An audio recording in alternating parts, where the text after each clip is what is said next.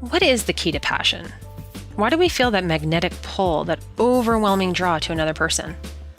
I have one word for you: polarity. As Tony says, things in common make a relationship work, but it's the differences that spark the passion. And those differences are all about our core energies. See, we all have both masculine and feminine energy, and your leading energy reflects your inner nature and values. It's not based on gender. Women can have masculine cores and men can have feminine cores. But the more opposed the sexual energies are between two people in a relationship, the stronger that attraction will be. So many of us, though, lose that passion over time, when feminine energies put on a masculine mask, or when masculine energies wear a feminine mask. That's why, if you want to ignite that spark again in your relationship, it's absolutely key for both you and your partner to cultivate your core energy. Or if you're single and you want to attract someone of the opposite energy, you must learn how to embrace your feminine or masculine core. To learn more about the keys to polarity, and to discover if you're masculine or feminine in your own core, take our 5-minute quiz. Go to tonyrobbins.com/polarity. That's POLARICY. And take that test today.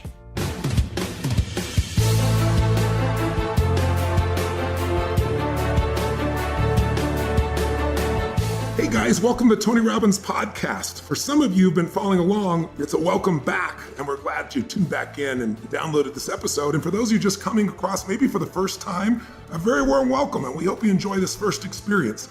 I'm here with Mary B., my co-host, and we have a very special guest today. In fact, this experience today is going to be very different. If you've been following the podcast, you know that we've been dealing with peak performers in business and in life.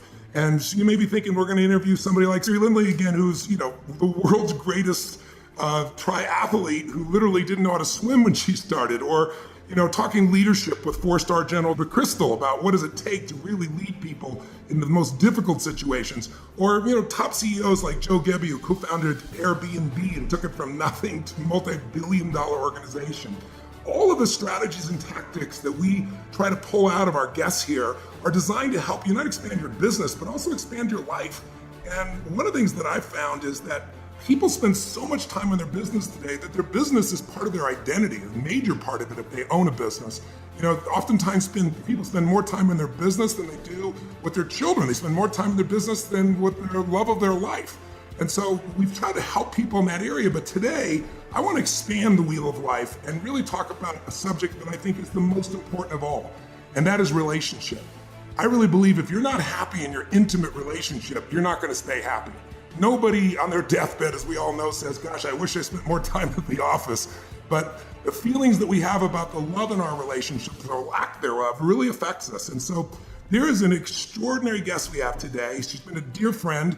And actually, we've taught together for about, what has it been, Esther, 14 years? 14 years, exactly. 14 years, that's amazing. All over the world, we've done interventions together. And of course, who I'm talking about is Esther Perel, who is just, I think, a genius in this area of understanding deep relationship, understanding the dynamics between men and women, understanding the sexual dynamic and the desire dynamic and eroticism. She's written several extraordinary books. One is called Mating in Captivity, and she now has a new book, and we're going to dive into the subject today because I love going places nobody goes. I love going to the places that are taboo because the places people don't want to talk about is where often you can have the greatest breakthroughs. So Esther, I just want to, and your new book is called, what is it, the title of affairs? What is it? The State of Affairs? The State of Affairs. So let's start with relationship first before we dig into affairs.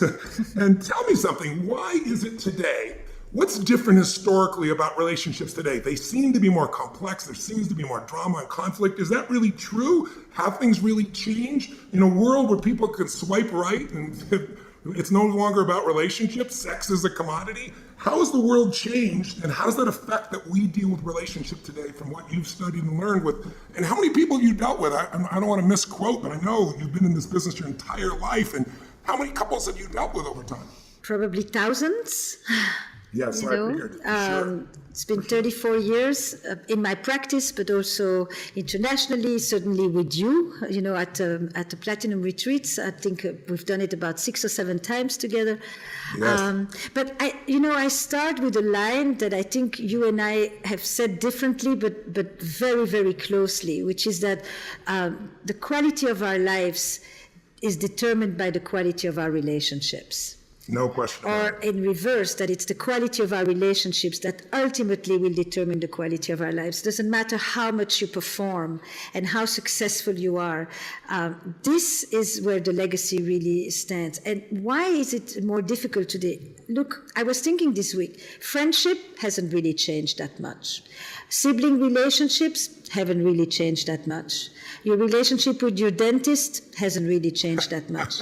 If there is a relationship, yes, exactly. If there is a relationship that has really transformed in a very short amount of time, it's the couple. And then, therefore, also the family. But the couple has undergone extreme makeover, from the fact that not too long ago, marriage was an economic enterprise, that it is today a romantic enterprise, that people were particularly are engaged around duty and obligation and not around romance and around self-expression or self-fulfillment, that sexuality was primarily a woman's marital duty and that people experience sexuality primarily for procreation, to a sexuality that is now rooted in desire and in connection and it therefore is a matter of free will, to the fact that we are asking one person to give us what once an entire village used to provide, because I want my partner to still give me what traditional marriage gave me, or committed relationships, straight or gay relationships. I want commitment, I want economic support, companionship, social respectability, children, but I also want you to be my best friend, my trusted confidant, my passionate lover, my intellectual equal, my best parent, the one who inspires me at work. And we have never asked one person to fulfill so many needs and often contradictory needs. Oh my gosh, no wonder people feel stressed, right? I mean, do you know another enterprise that has only 2 people that has such a tall order for a party of 2? Certainly not a business, that's for sure. So this is those major changes. If this is before even technology has entered the bedroom, but there is not a single other enterprise that begins with such an intense dream and can unravel into such a dismal abyss. And then the fact that everybody who comes to you knows that when they want to build a business, they need to learn a number of things. They need to learn best practices. They need to read about it. They need to talk with others. But when it comes to couples, we actually know very little what goes on in the life of a couple. Couples are often quite alone. They don't know if what they experience is normal, is shared, is common. It's actually a rather shrouded environment with people who feel like they have to prove that they're doing this well and that they're perfect, but without being able to go and say, I don't know if I'm doing this right, I need help. Whereas in business, they can do it. And in their romantic lives, they don't. So they've never really studied it. There's no school for relationship. There certainly is no school for sexuality. And yet people have this idea that they're going to do this once in their 20s and it's going to last for 50 years with unabiding love and intense passion and solid commitment. And it's not happening. If Apple told you a product that failed 50% of the time, would you buy it? Good point. But this is what's happening to marriage. Yes. So tell us, how is social media now affecting that? How's technology affecting it as well today? Well, so for people who are not together, it's definitely the prime way that people meet is through, I think there's 3 things. We meet primarily online, more at this point, I think, even than face-to-face.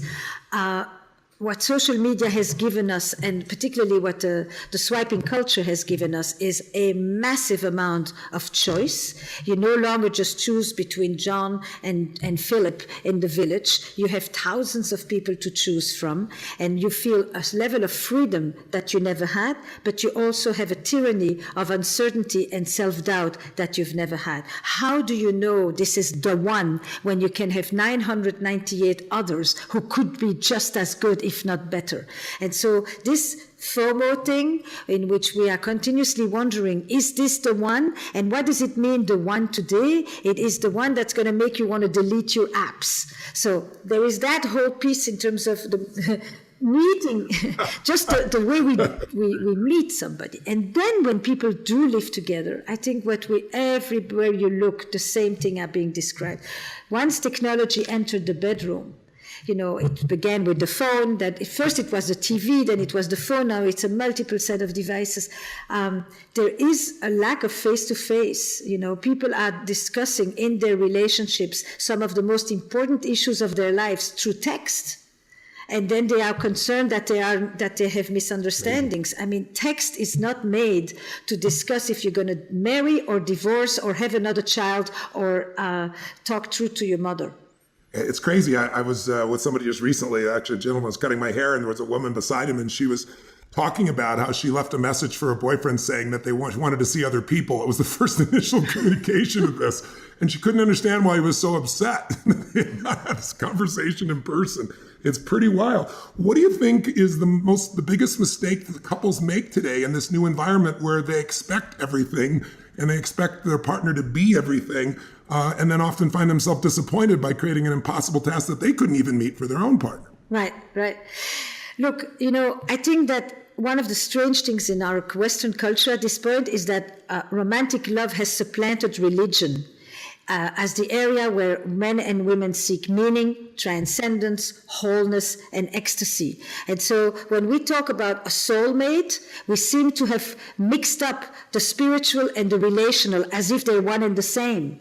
And this kind of perfection that we long to experience in our earthly love, it used to be sought in the divine, not on earth.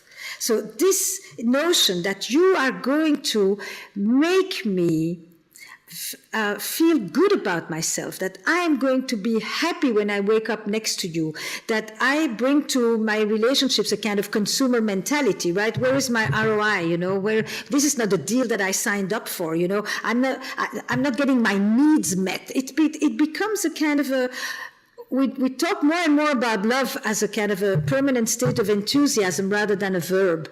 And it's a verb. It's an action that you practice throughout your life. You fail, you do mistakes, you betray, you lie, you do all kinds of things, and then you stand up again and you continue. And that sense of resilience is not necessarily as much there. And I think the big issue for me when I think of couples today is really, I've often used that metaphor because it's so clear to me. It's like there's one thing to see couples that are not dead, and there's another thing to see couples that are alive.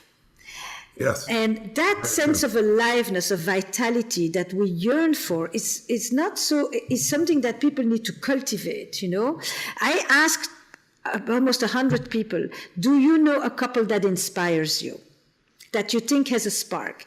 Now, look at what you did. You just told me about the general, and you told me about the triathlete, and you told me about the business person. Everybody in those areas can instantly name someone that inspires them, that they would like to look to, that they would like to learn from. If you ask people if they know couples that inspire them, the vast majority can't come up with anyone, maybe one. That's the sad state of affairs. If you want to talk state of affairs, that's probably the most sad. Yes. It's like, what? I mean, you know so many musicians, so many business people, but when I ask you about the most difficult and the most important thing that you're doing in your life, you're telling me that you have no models? Yeah. It's so true. It's so true. And, people are operating like their relationship is a business, like you said. They go in and they're trying to figure out what they can get. And anybody who does that in business fails in business too. The only way you succeed in business is you become obsessed with falling in love with your customer, with your client. And you don't want to make them a satisfied customer. You want to make them a raving fan. And nothing could be more true in an intimate relationship. But to do that, you've got to constantly looking at, what am I here to give? How can I light them up? That's what people do in the beginning of a relationship. And then at some point, 7 days, 7 months, 7 years, 70 years later, they walk in and they're constantly focusing on what am I getting or not, as opposed to what can I give that'll light my partner up? And that's what lights me up. What makes that change in people? What shifts us from wanting to be the giver and pour our love into someone to sitting around expecting or evaluating what we're not getting? So it's two-part, and I think it goes very closely to what you do as well. The first thing is I meet you, and people tell you, meeting the right person, they're constantly wanting to meet the right person. And I'm also often asking them, and who is the person you want to be? Yes, me too. This notion that you're going to find the one that's going to fill you up, the one that's going to quieten all your inner rumblings, the one that's going to, lift you and so forth, rather than what is it that you're going to do. And so in the reverse, it's true when you work with couples, and certainly in therapy or any coaching, is that you basically tell them the day you come in here, because, people come to couples therapy generally to tell you what they know is wrong with their partner and then to say, fix it. Put you in a unique position. I have never heard a person come to couples therapy and say, I came to look at what I do, how I make messes. They come to tell you that they have an expertise on describing you the messes of the other, and they'll say, I'll assist you in fixing my partner. And like you, I say, things will begin to change when you start to look at yourself, what you do, what you take responsibility for, because the minute you start to take responsibility, you will experience power and freedom. And so to turn that around is unbelievably difficult. This notion that you are responsible for my happiness, I am miserable because of you, and then I need you to change. Since you don't change, I become more angry and more resentful. And then the more resentful I become, the less you're changing. And then the less you're changing and the more resentful I become. And we are in this loop together, rather than me basically saying, what can I do here to make things better, and to do it non-contingent? I'm going to do it because I think it's the right thing to do for what I want, rather than say, I'm going to sit here, passively stew, and wait for you to be the one to change, to do this first step.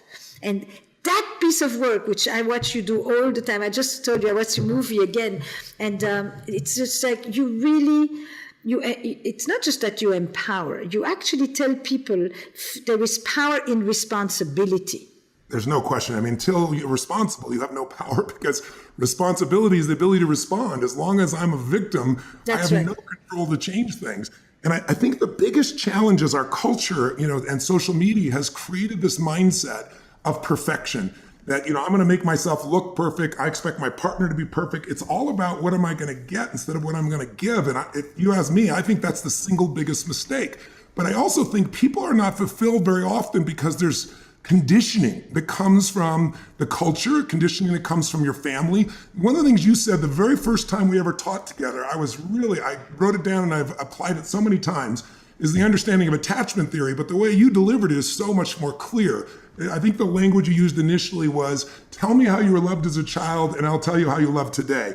Would you help us to understand what are the different relationship types that come from the way, from our conditioning, and also how does our family roles play? Because, there are people that are raised in a culture, Sage was raised in a culture where mom is very clear about this subject. Some people, Mary B., what was your family like? Not like that. That's for sure. Esther, it's true, the first few times I've heard you teach, and this goes hand in hand with what Tony teaches, you mentioned in the documentary, people see that notion that kind of everything hinges on for tone, which is the truth will set you free and you got to get dirt honest with yourself. I feel that in this topic, in relationships, I'll speak for myself, I did absolutely grow up in one of those families that is about silence and secrecy and guilt and shame, and there was just no conversation about anything, about boyfriends, about girlfriends, heavens no. So to have this principle of, okay, model the best, who do you go to? Esther, you're exactly right. There's nothing there. So that conditioning, can you just speak more to that? Yeah. That there is no school, and how do families shape us, because we're so different. So it's interesting. And how do we break out of that conditioning, as long as we're going to stack 20 questions on me at once? I was trying to think in my head, I'm going to answer this part first, and which Don't feel too overwhelmed. Give us a solution now, damn it. It's actually very interesting, because I was doing a workshop at TED this year, and I got everybody up, and I basically said to them, in a kind of a sociogram, which you've seen me do when we work with the people too, I said, if relationships were central in your family life growing up, go to the left, and if they were peripheral, go to the right. Of course, I don't know what people mean when they say that. And so I said, look, now I'm going to ask you a series of questions. Were you raised for autonomy or were you raised for loyalty? Were you told you should count on yourself, you should rely on you? If you have an issue, what is it that you can do? Or were you raised on who can help you? Who can you ask? Were you told, the moment you could speak, state your needs, say what it is you want, use your words? Or were you told you are here to actually intuit what other people want from you? And that is a very different system. That, were you raised in terms of being loyal and having legacy towards the people, as in, or were you raised to kind of do what's right for you? In the States, people often say you should do what's right for you. You should do what you want. You should do what makes you happy. In most of the world, that statement never exists without the consequences of how it will affect those that you love. You're part of a larger embedded community. And so you don't do what you want. You do what you can, provided how it will affect the others. And we went on and on like this. And I said, where did you learn to love and how? And tell me, when you grew up, did you feel that people were protecting you, or did you feel that you had to flee for protection? And were you allowed to thrive in your family? Were you allowed to cry out loud? Were you allowed to laugh out loud? Many times you can laugh out loud, but God forbid you cry out loud, right? And were people attentive to your needs, or did you have to go and take care of them because you were the parentified child? And were you touched? Were you rocked? Were you sued? Or were you beaten? Were you invaded? Were you violated? What was the relationship to the boundaries in your family? And were you, as a child, only allowed to be seen and not to be heard? Or what was the place of the child in the family? And sexuality in your family, what was that like? Yeah. So, of course, often people say it was totally not central. It was not central until you start to say, tell me something. If there was violation, or if there was invasion of boundaries, or if there was silence or secrecy, do you think that makes it not present, or do you think it makes it actually hugely present, but like an elephant in the room? And if there was infidelity, do you think that makes it not present, or do you think it actually makes it hugely central as well? And in the end, of course, there's only 5 people who can tell you that sexuality wasn't central in their family life growing up. When you have that definition, you're right. You understand? It's like they think it has to do with seeing my parents being affectionate or talking to us. No. And so now they had a whole vocabulary for thinking about, with gender, because that's a piece of the expectations all the time, relationships, sexuality, and basically the fundamental question I then say is, when you came out of your histories, when you came out of your childhoods, did you feel like you were more in need for protection, for stability, for connection, protection is probably the best way. Or did you feel that you came out more with the need for space and for freedom and for exploration and for adventure? Because we both have those needs. We all need security and adventure. We all need to be able to explore, and we need to be able to experience stability and safety. But all of us come out of our histories needing more one than the other. And we tend to partner with somebody who actually is on the other side. So I tend to say, not just tell me how you were loved and I tell you how you love, but I also say, tell me how you were loved and I'll tell you how you make love, because your emotional history is inside your body. It's inside the physicality of your sexuality. It's experienced not just in your heart and in your mind, it's experienced in your skin, how you experience touch, how you can receive. And so now the way I began to work with this is I came up with 7 verbs, just as a way to concretize this.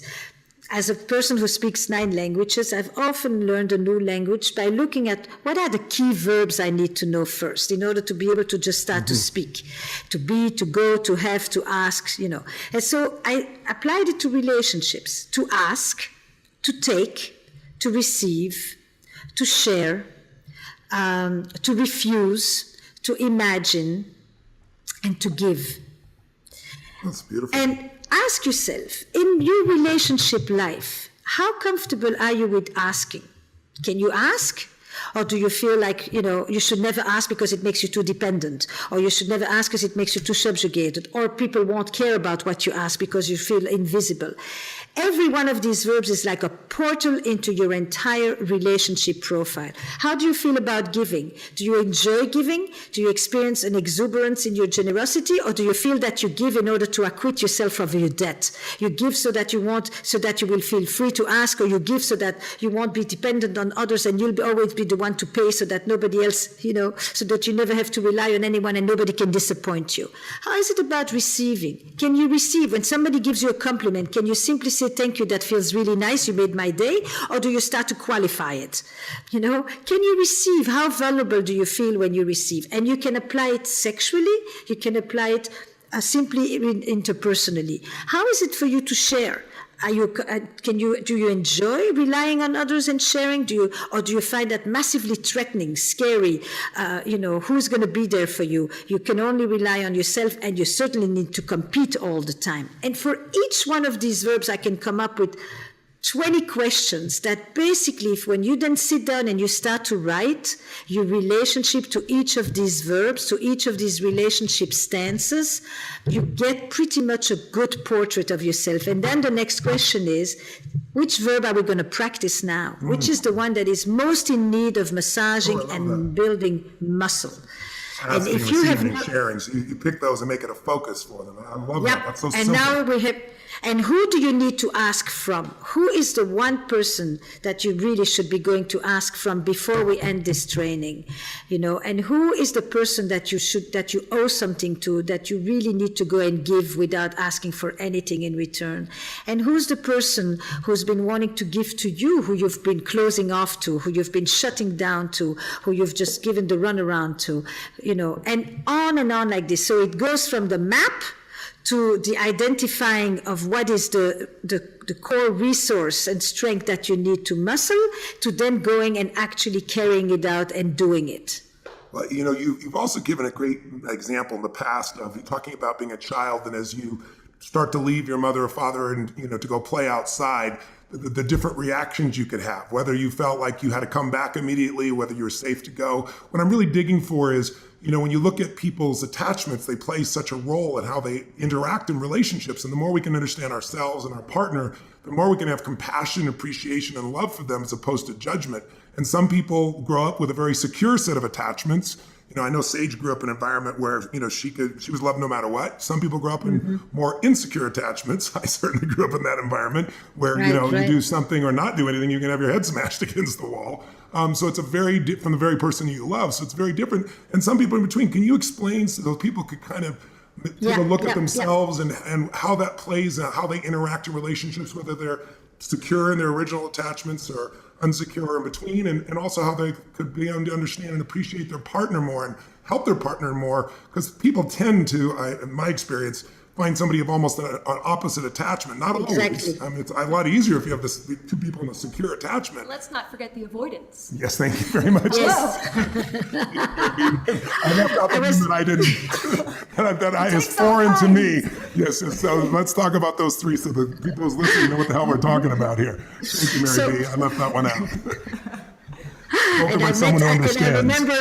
And I remember meeting Sage parents. So, I'm going to give you a tiny bit in terms of the attachment maps, and then I'm going to give you the maps that I use just because they're the ones that I work with personally. So when we talk about attachments, we tend to define them in 3 or 4 major categories. There is a secure attachment, there is an ambivalent attachment, there is an insecure attachment, and there is an anxious attachment. But what they all talk about is really what is the relationship very early on, in terms of your ability to be able to rely on someone who pays attention to your needs, to your distress, to your joy, to your expressions, and is able to respond to it appropriately without neglect, without overemphasis on themselves, without pretending that it is for you, but it's actually for them. The secure attachment is one in which you have a kind of a fluid relationship between I feel solid, I can rely on you, I can lean on you, and I can leave you, and you won't fall apart either. And I feel very good in experiencing the anchor and the exploration, the secure base and the discoveries that I do away from you. But when we don't have that, some of us develop a very insecure sense of attachment that can be very anxious. I'm constantly checking, I'm constantly coming after you. I become the pursuer in the relationship, the one who always wants more, or who wants to be reassured, or who needs to be affirmed. And then you have the withholder, and the withholder is often described as the person who will avoid conflict or who will avoid closeness, who is afraid of being invaded, but also who has learned to not come too close so that they won't be disappointed. You see, I think that what is very important to know is that our attachment style of today is often a defense that was adaptive in the moment that we were experiencing it. If you were beaten, and if you experienced violence like I know you did, and you learned to shut down and to guard yourself and to avoid, it was adaptive. It wasn't a problem. What becomes a problem is if you do this later on with someone who actually cares for you and loves you and is tender, and you still are responding from the place where you learned this thing without realizing that you're no longer at home with your mother. And it's that is very important to see, is that often the things that we have developed, our defense mechanisms, our survival strategies, which is a better term, are often were necessary at the time, but we need to undo them now. So I began to talk about it when I looked at why understanding desire, actually. I was less studying attachment as I was studying desire. But desire, of course, is very connected to attachment. And I came up with that image from looking at children, of the kid that sits on your lap. And that kid at some point, if all goes well in development, needs to get off the lap of the parent because they want to crawl and then run and then walk, etc., to explore, to discover, to play, to be in their own imaginary world. And then they turn back always to look to see if the adult, mommy, daddy, whoever the caregiver is still there looking at them. And if the parent or the adult says, kiddo, the world is a great place, go play, go discover, I'm here, when you're done, come back, we learn to experience security and adventure at the same time, connection and freedom, separateness and togetherness, whichever way names we give to this. What we are, Ulysses used to talk about home and travel. Every epic story knows this duality.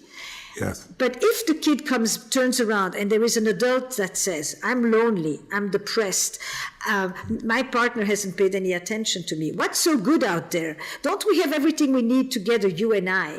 Then you have three main responses. And one of the big responses is, and everyone who's done that knows that, is that in order not to lose you, I will lose a part of me. Because the message says come back without ever having to say this in words. And some of us will come back and we will forego our need for freedom and for exploration and adventure and all of that in order to secure the base. And I will learn to love in a certain way when I do that, because I will learn that love comes with extra burden, extra weight, extra responsibility, extra anxiety. Love always worries and takes responsibility for the well-being of the other. But some of us have a way of loving that makes us feel that the other person needs us with such an intensity that we can no longer hold on to ourselves when we are there taking care of the other. We lose ourselves when we attend to the other. And that's when I began to say, in relationships, you will often find one person who is more afraid to lose themselves and one person who is more afraid to lose the other. One person more afraid with the fear of abandonment and one person more afraid with the fear of being swallowed up. The second child, by the way, doesn't come back right away because they're zesty, they have energy, they want to stay playing. But the closer they become, the more the intimacy rises, the more the emotional connection thickens, the more they disconnect from their desire. Desire is not just this, it's not in the sexual sense. The desire is the free will. It's the ability to play, to attend to oneself, to experience aliveness and vitality, which is the opposite of responsibility and worry and anxiety. Well, mine certainly was taking care of my mother. That was the piece. What was it for you, Mayor? I think I was more getting called back lovingly from mom and dad, but it made me just be like, I gotta get out of here. Yeah. And how's that affected your relationships, for example? Probably in ways that I still don't even know, but I have to say, you know, Esther, I've been listening to, if you've not heard it yet, your podcast on Audible on Amazon, Where Should We Begin?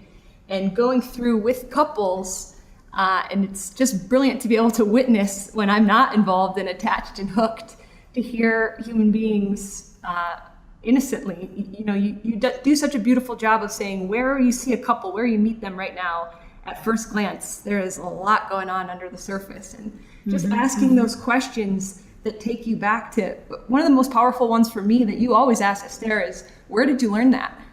And that has been so powerful to me to go back. And oftentimes it's like, gosh, I guess I learned that when I was like 5. And But now I've I'm 35. So I've added 2 questions from there that actually I attribute to my colleague Terry Real, which is not just where did you learn that, who did this to you, or who did you see do this? When I'm dealing with people who are grandiose, who are contemptuous, who put the other one down, who are dismissive, who really don't respond to the needs of another, who have no empathy, who are constantly, you know, you tell something and they come back and they up you because their issue is always bigger and more important, their complaint precedes yours, the whole bit. It's, you know, or certainly if they are violent in whatever violent way that they are, it's who did this to you? Who put you down like this?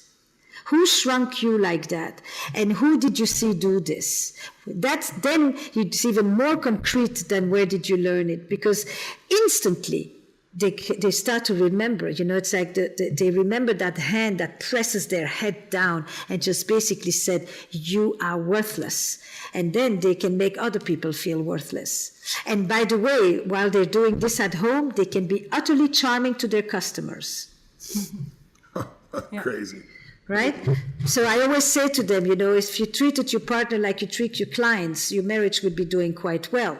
You know, but you're charming here and you bring the leftovers there. You know, you treat your partner, you know, subpar.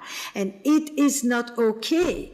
And to feel like you can just parade like this. And generally, nobody's born like that. Nobody was born on the parade. So where did you see this? You know, tell me the movie. And now I began to, in very detailed, you know, way, what were the words that were being used? You know, what was the words that, if somebody wanted to just stick it to you, what was the one thing they had to say? You know? Interesting. Well, tell me something. You know, one of the first things that happened when we started working together is you brought up this amazing dynamic, and you talked about it, Mating in Captivity, which is such a great title. When you talked about the distinction of caretaking and what that does to destroy, you know, sexual desire and drive, can you talk a little bit about why does that? Yes. Why does sometimes the more people love each other, the less passion they have? It's a bizarre dynamic, and we've seen it over and over again. Can you address that, and also just address the difference between love and desire?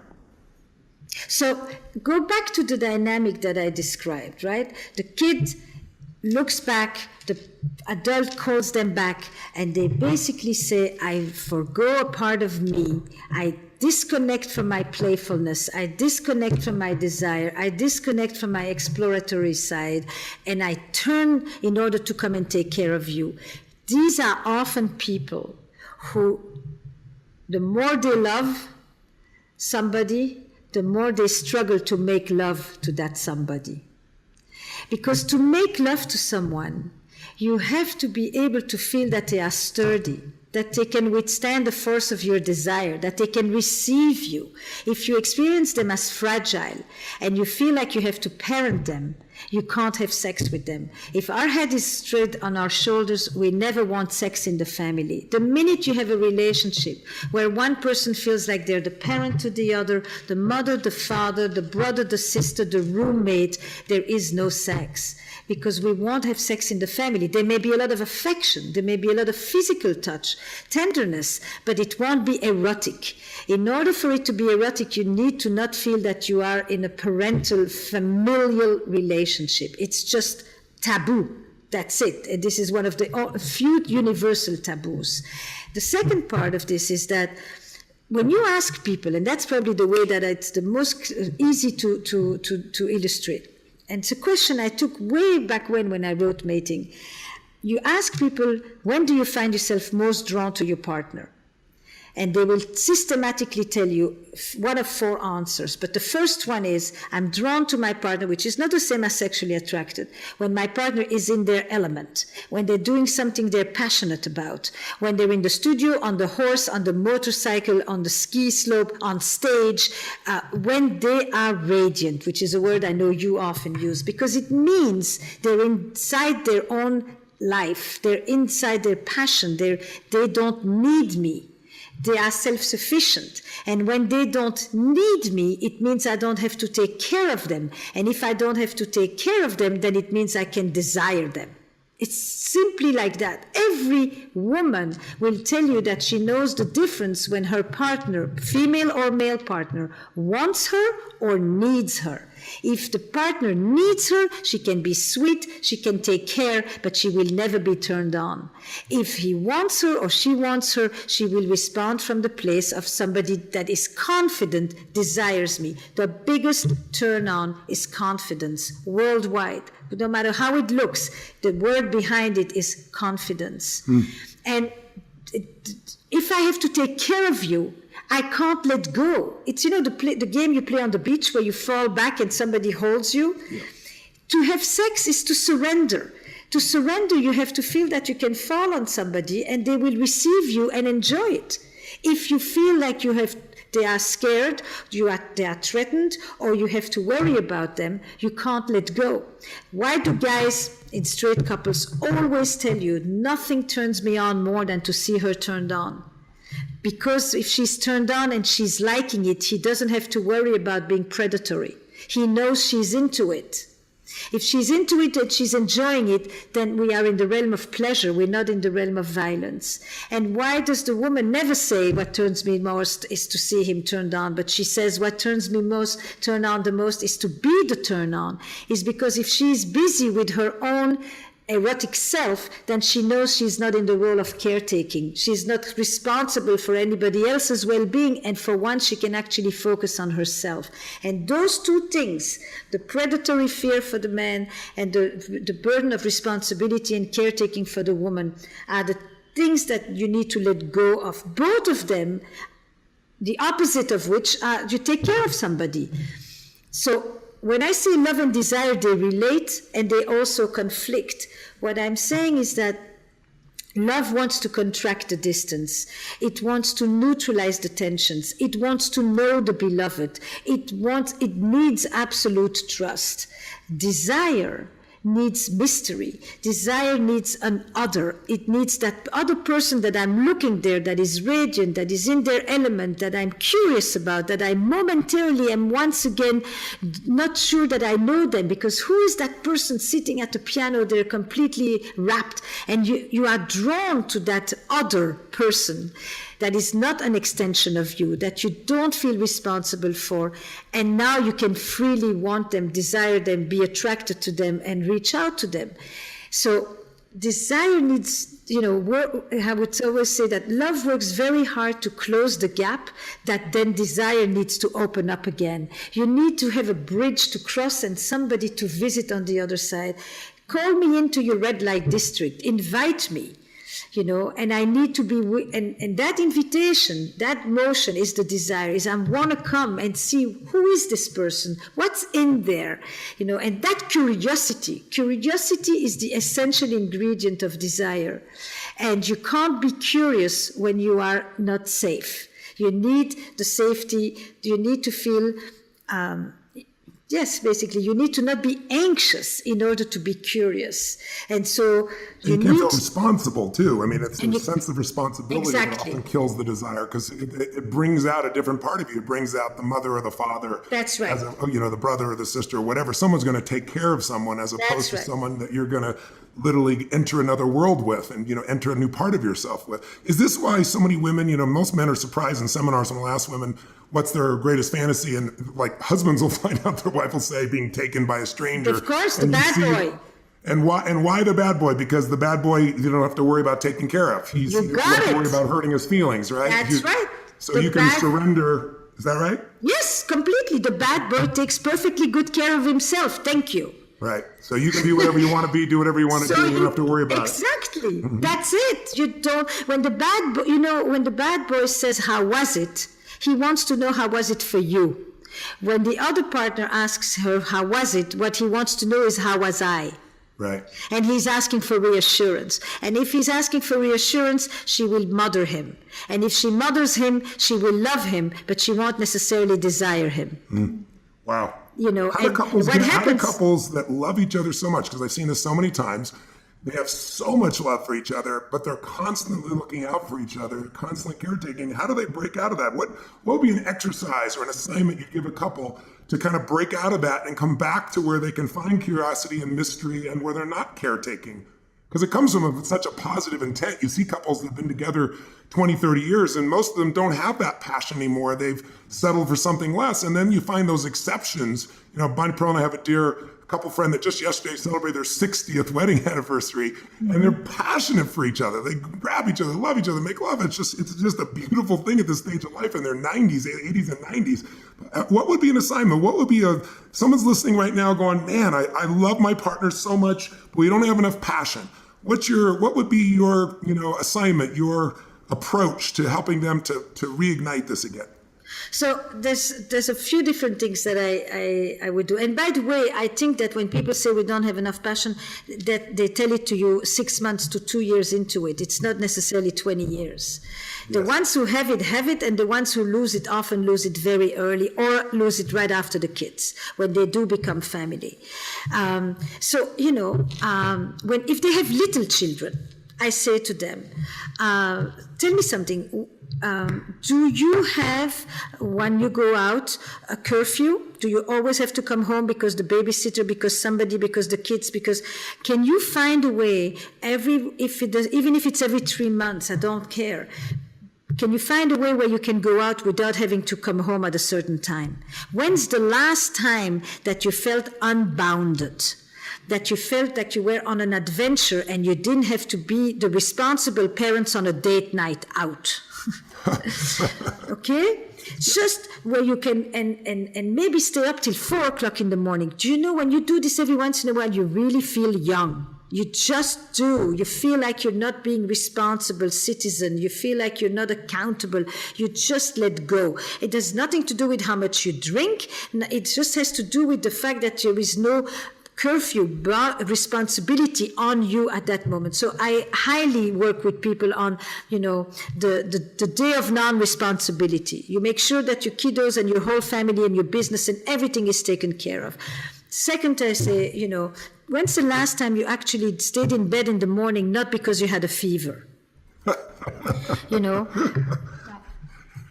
I mean, it's everything that has to do with breaking rules and with playing hooky and with being naughty, because all of those things, that playfulness, which children know. I mean, the kids who play feel great, but the kids who play and are naughty in the middle of it because they entered a place where they were not supposed to go, they feel on top of the world. There is something about breaking rules that make you feel like you are really in touch with freedom and with your free will. And that energizes people. That is erotic. That makes you feel alive and vibrant and vital. So the whole gamut of breaking rules, I look at their lives, I see places, and I say, you see that thing? I want you, that rule that you put for yourself, I want you to break it. And I go for the breaking of the rules. So that is a major piece of the work I do with them. Then the second one I often do is which is a very sweet one, but one that can really reconnect people with the playfulness, because for me to get to the passion, you have to connect to the playfulness. Take out a separate email address or a separate phone number, whatever. But what I want you to do is to have a channel that you communicate. It could totally be social media, doesn't matter, that only the two of you know, not your kids, not your secretary, nobody knows anything about this. And you're not allowed to talk about Management Inc. You're not allowed to talk about anything that has to do with the shopping and the kids and the holidays and nothing. It's just a place for the lovers. You still are lovers, and you need a place where that is protected and where you only speak to each other from that place. You can send song, music, poetry, pictures, whatever you want. You're talking to your lover. You're not talking to the mother of your children or your wife or your business partner. That segregating of the erotic becomes very, very important as well. So I like to do that with them. I think anything that breeds novelty breeds testosterone. Most of the couples who are comfortable tend to do the same old because they enjoy it. And it's really nice. There's nothing wrong with doing the same old and going back to the same places and appreciating that. But it doesn't create any edge. If you want passion, you need unknown, mystery, transcendence, imagination, curiosity. It's those parts. And that means you need to do something that you haven't done. So I want you to take your partner, you're in charge of the weekend. Nothing brings us more joy than somebody who surprises us, unless we have a history of trauma. Then we don't like surprises. But otherwise, take your partner, blindfold them or not, pack their suitcase and take them, even if it's around the corner to someone else's place. If you don't have a penny, it doesn't make a difference.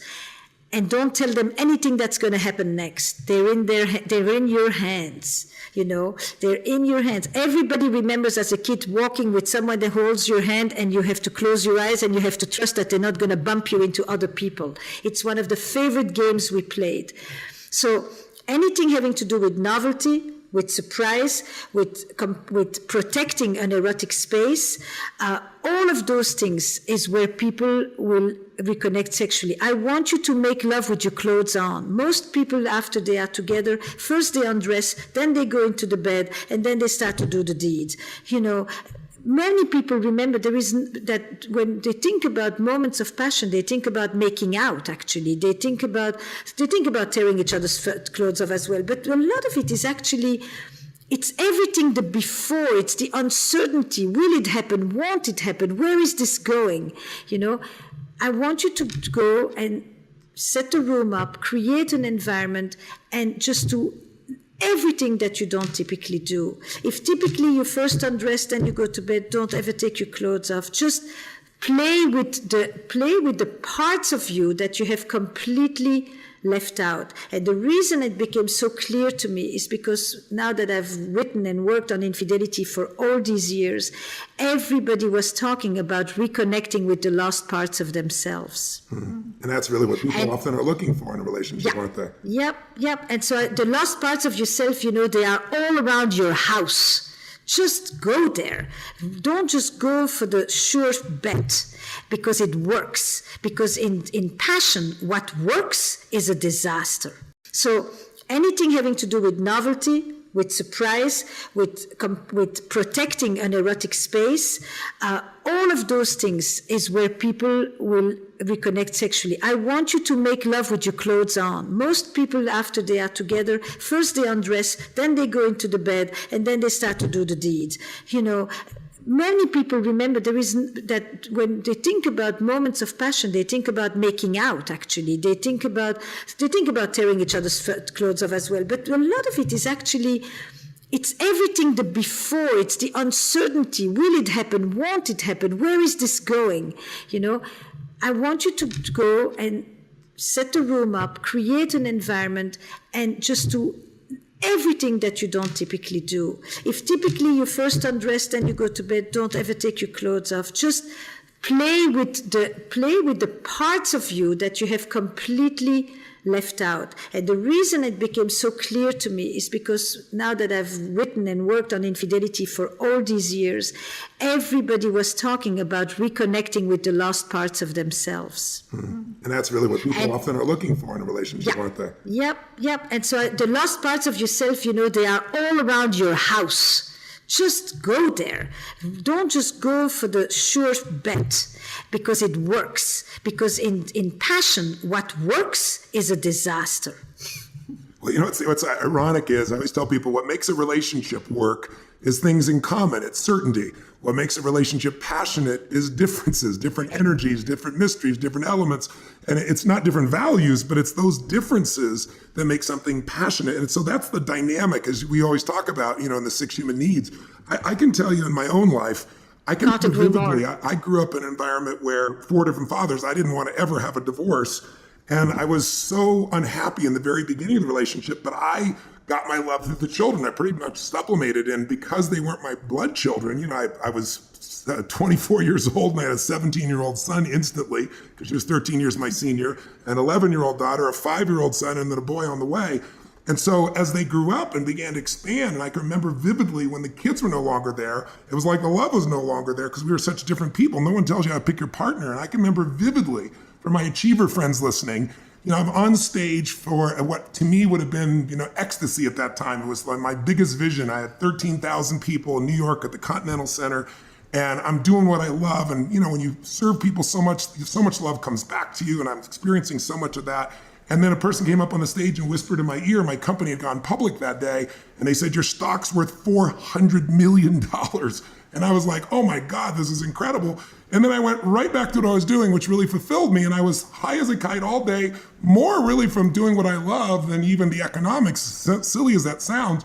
But when I went home that night, I was depressed. And the reason was because I was adapting. I constantly changed. I became a pleaser. You describe that person.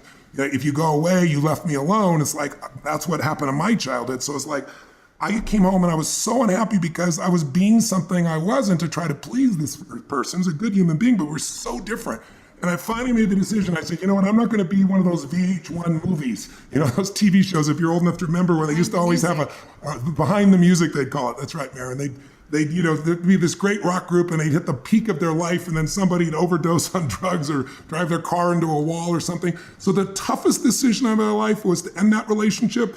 And it was the best decision because it led to my Sage, to my Bonnie Pearl, and we've been together 18 years and the best 18 years of my life. But most people will not make those decisions. And the way I did is I sat down and said, what do I really want? Instead of judging my partner, what do I want? And then as you and I both talk about, who do I got to become to attract that kind of person, keep that person engaged for the rest of my life? So that was my focus. But today, what happens for most people is affairs. And you've been putting some expertise into that. And I know it's your next book that's coming out right away. So tell me, I know when you go to conferences, the first question people ask you is like, what percentage of people have affairs? Tell us the percentage, but more importantly, what creates an affair today and can they be healed? So just to put this in context, it's a very strange thing to say, right? I wrote a book about affairs. I wrote a book about relationships. And in order to understand what makes good relationships, I can't just go and look at the ones that work as planned. I actually had to go and look at the ones where there is betrayal, where there is a violation of trust, where there is deception. It's from looking at those relationships that I can really glean the lessons of what makes a good relationship. It's very interesting. Instead of going to look for those who could inspire, I went to look at the inspiration from those who flunked and those who went through the crisis and then those who actually re-emerged from it. And that's when I really got a sense as to what makes a good relationship. It took me on a journey that I didn't anticipate at all.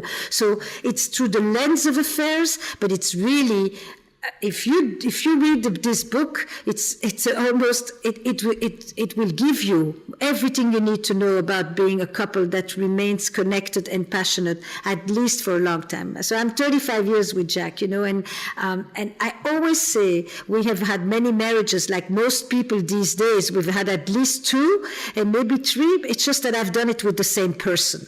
That's beautiful. Because we've gotten this, we've been able to constantly kind of reinvent and recreate, but that's what people are doing. They're doing it through their affairs, they're doing it through a new partner, or they're doing it with the same partner. In the end, if we don't grow, if we don't change, we dry up and we die. And so in the name of that growth and that change, people will do all kinds of things. If Mating in Captivity looked at the dilemmas of desire inside the relationship, then the state of affairs looks as what happens when desire goes looking elsewhere. And I wanted to look at affairs because if I ask in your audience, if I ever come back to Date with Destiny and I look at these thousands of people and I say, how many of you have been affected by infidelity? 80% or more of the people will raise their hand. It is an experience. They may have had it with their parents. Yes, exactly. Your entire psychology. Yes. I remember I would meet, my mother had 4 fathers. I met Jim Robbins, who adopted me, my 4th father, at Bojack's, which is like a Denny's, because my mom couldn't get out. And I was the one who had to go tell her affairs. She's not there yet. And it freaked my brain out, but I love my mother so much that I had to make it okay. But at the same time, it didn't feel okay to me at all. So I think everybody's affected by affairs to some extent, whether they realize it or not, because somewhere in their family there's been one, even if they've not been affected by one person. That's right. You've been the child of, you've been the sibling of, you've been the lover, you've been the strayer, you've been the victim of it, you've been the friend of it who is watching. I mean, it is one of the most common experiences and one of the least understood. It is infidelity. And how common is it today in the world we live in? Look, extraordinarily common for 2 reasons. One, because women are closing the gender gap very fast. Until recently, infidelity was basically a license for men and a threat to her life for women, be it through being killed, which she still can be in 9 countries today, or be it through child mortality, pregnancy, you name it. She was ruined either financially, either by reputation, either by death, by natural death. So what has really, really changed is that women have closed the gender gap. Give the woman a car and then we'll know what she really wants to do. And maybe she's not nearly as domesticated as everybody has wanted to make it look. That's what they're afraid of in Saudi Arabia. You bet. That's exactly where this image came from.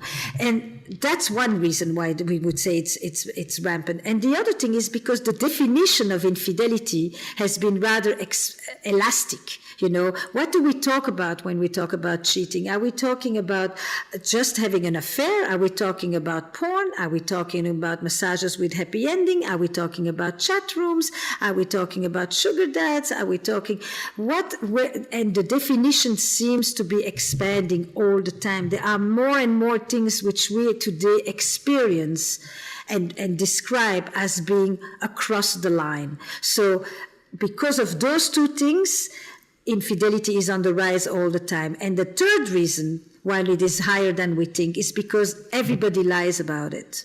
Everybody lies about it. So it's very hard to have any statistics. And the way people lie about it is that men have always lied to the up, men exaggerate, and women underrepresent.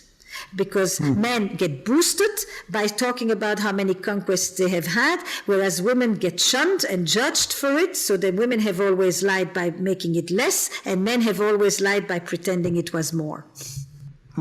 Worldwide. What tend to be the triggers for affairs today?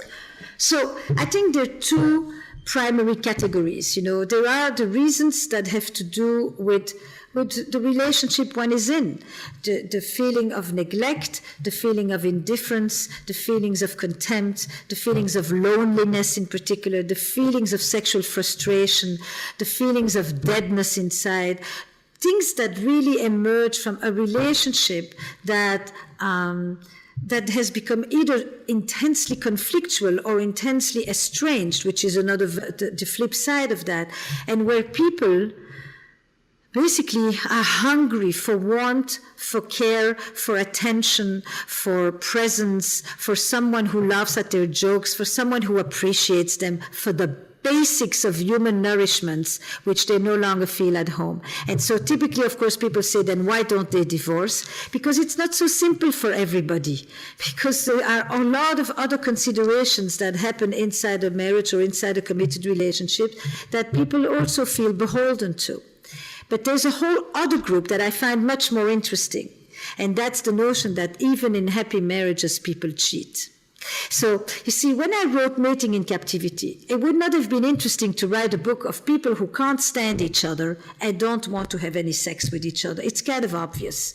What really was interesting to me is what you asked me before. It's all these people who would come to my workshops, to my office, to our sessions together to say, we love each other very much, we have no sex. Now that becomes interesting. How come? What happens there? And then the same thing happened around infidelity. To talk about bad marriages, bad relationships, all sorts, where people therefore stray, it's kind of obvious, isn't it? They've done this forever, but to talk about the fact that people do this, even when they come in and they say, I love my partner, I would never want to leave my partner, I'm having an affair. Now I become curious. What is that about? And so I've gone for the ones that are not so simple. It's not about pathology. It's not about narcissism or borderline issues or addiction or attachment issues. It's people who are committed, who love their partner, and who are experiencing a part of themselves in another relationship that they don't bring home. And not because they can't find it at home sometimes, but because they don't want it at home. And that became a whole new thing. And the essential line that came up over the 6 years of that is people who would say, all over the world, people would say, when they described their affair, that they felt alive. And that aliveness meant that it was an experience where they didn't feel that sense of responsibility, burden, obligation that they had to their family, which they loved, but which they didn't know how to diminish in order to connect again with their passion and their aliveness. It wasn't sex, it was desire and aliveness. And then I said, maybe sometimes when people have an affair, it's not that they want to leave the person that they are with, but they want to leave the person that they have themselves become. And it's in the present. And it's not that they want to find another partner. What they're looking for is another self. And so I began to think, when I think about affairs, it's always a dual perspective. It's a growth and expansion and self-discovery on one side, hurt, betrayal, and neglect or rejection on the other side. And it's really what it did to you and what it meant to me. At the heart of affairs, you have betrayal, and at the heart of affairs, you have longing and loss. It's longing for the lost parts of oneself. That makes so much sense. I've always said to couples, you and I both know the 6 human needs, and many of my audience knows it. The need for certainty and the need for uncertainty, variety. That's that same balance that we have between wanting something and needing something simultaneously. The need to feel significant, unique, and special. The need to feel love and connection. To be significant, you got to be special, separate. To be connected, you got to be together. And then the spiritual needs to grow and to contribute. And I always tell couples, whenever I hear couples, they always say, I gave him or I gave her everything. And I always say everything except what they needed. Because if you give them what they needed, then leave them. I've never heard anybody say, and maybe, 50,000 couples or 100,000 couples I've probably dealt with over time. I've never heard somebody say, I have so much certainty with him or with her that they love me. And they're always surprising me. There's just so much variety in our relationship. And I feel like the most important person on earth to them, so significant. And we have such deep love and we're growing and contributing. I want the F out of here. Nobody does that. And I think what happens is that people make judgments in these relationships and they don't understand. I've had, without mentioning names, because I never mention names unless the person talks about it, and it's pretty private, but it's a very famous person I could tell you without telling you their name, who anyone listening in just about any country would know. That's how famous. A woman, incredibly brilliant lady, a person of tremendous intelligence, a person with huge heart, a person beloved by people around the world, a person who's very successful in relationships, lots of friends, very successful financially. And this woman came to me in confidence and just said, I hate myself because she said, I'm having this affair. It's been going on forever, but I can't break it off. And what's wrong? And what you always find out, I always tell people, I say, just look at these 6 needs and measure them 0 to 10. I said, tell me about your husband. Let's look at the first need of certainty. How certain are you he loves him? 0 to 10. And she'll say, oh, a total 10. He totally loves me. I love him. And then I'd say, okay, how about variety? And you'll see this drop off almost always like, well, not a lot of surprises, 0 to 10, maybe 3, and they really mean a 2, And then I'll say, well, tell me about, how significant does this person make you feel? And they say, today, I just don't feel significant with them. I'd say, -1. And then I'll say, how about, the idea that this person that, you have this deep love. And almost always with that person, the person that they're married to, they'll say, oh my God, I have such a deep love for this person. So they have certainty and love met by that person. Growth, not so much, contribution a little bit. And I'll say, tell me about your affair. And then they light up like a Christmas tree. And they'll say, oh my God. And I'll say, how certain are you that they love you and be with you forever? And they go, 0 to 10. They go, 6. That uncertainty. And I'll go, how about variety? Oh my God, a 20. I can't stop thinking about them. They're surprising me. They do this, they do that. How significant they make you feel. Oh my God, like the most important person with constantly thinking about me, sharing with me. Love you. Well, yeah, I know she loves me, So what I almost always find is people split up sometimes and they're trying to meet some of their needs to their partner, as you've described, those stability type of ones. And then they meet some of the other needs to somebody else, but it violates their own values. Like this woman, honesty is who she is, and she's just tearing herself up. And I try to explain to people will violate even their own values to meet their needs. If you think you're going to lose love, and love is the thing you value most, people will lie, even though they're not a liar and they feel bad about it. And so I think it's really important for people listening to understand that we create these triggers in each other, and that if you really understand your partner's needs and can fill your partner's needs, and you can make sure you're fitting all of them, the variety, the significance ones, that's when your personal relationship, your intimate relationship can feel like an affair. My wife has so many personalities, I feel like I've had multiple affairs. She shows up in so many different ways. But tell me, how do you heal? And a lot of people think, today, you said something in one of your talks that I saw where you said the new shame is staying. Comment on that. What is keeping people from healing these things and developing a new level of relationship? What is it in our culture that's doing that? And how do you heal a relationship if it can be healed from an affair? So, first of all, everything you just said is music to my ears. We speak, I'm reminded of how close our view and our language is. You have your vocabulary, but it's exactly that. They split off the adventure on one side, the freedom, the novelty, the surprise, and all of that. And then the other side becomes the stability, the security, the safety. And the love. And the reason I asked the question is what? Because the majority of the people that I work with are not chronic cheaters. They're not philanderers. They are actually people who often have been devoted, loyal, and faithful for decades. And one day they cross a line that they never thought that they would cross. And so the question always was, for a glimmer of what? Why would people be willing to risk everything they've built, including the things they've put in place themselves, all the rules that they've put in place? Why would they transgress that to experience what? What is it that people are going for? And that surprise, that novelty, that aliveness, that transcendence, where the word, you put the other words to it, is really, it's like the call of the sirens. It's just irresistible. They'll destroy everything for that. And that has so much not to do just with sex. It's way more complicated.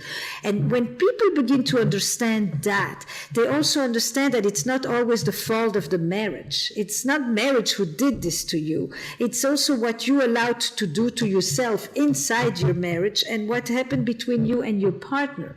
So the things that help people recover from an affair, and there's multiple affairs and not every one of them can be recovered from. Let's be really clear about that. But the first thing is this: no matter what it meant for me, no matter how important it did hurt you, and it was a violation of an agreement that we had. We're talking about affairs, we're not talking about open or non-monogamy. We're talking about people who went and did something in secret. And for that, I need to be able to acknowledge that I hurt you. So the first thing when people know from any history of trauma is the acknowledgement of the wrongdoing. I know I hurt you. This was a hurtful thing to do. That acknowledgement, the remorse and the guilt that comes for that.